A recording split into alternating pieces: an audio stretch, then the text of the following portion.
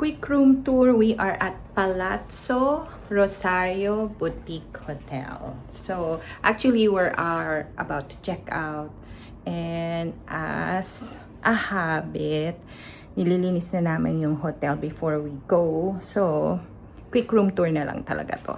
So as you can see, you already took off all the trash and the beddings and the sheets and everything. So here we have a bar with coffee, tea, water, and there's fridge. There's a safe. Fridge na it's not working properly, so that's the only downside here. Merong mga side tables with the lamps and everything. Maganda yung kanilang headboard kasi it's ano nga tawag dito sa material na to?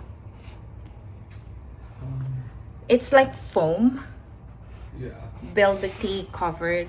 Yan, yung kanilang headboard all throughout there. And maganda rin yung kanilang wall.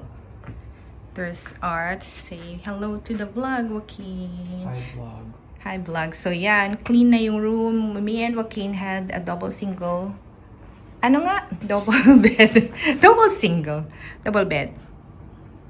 So that's another side table. On Joaquin's side, merong lalagyan ng mga luggage. And this is the closet. Maganda siya kasi it's a full-size mirror. Merong kasamang hanger, everything. It's spacious siya. And what we love about this room is the bathroom. Ang ganda talaga ng bathroom niya. And we already took off all the towels. We clean the vanity. I even wipe everything. I even clean like everything. So maganda yung mirror. Merong mga lights na ganyan. And complete with amenities. Meron silang blow dryer.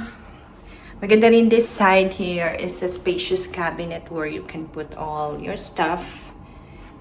And meron ding window here to open when you do your number 2 kasi mahina yung kanilang exhaust.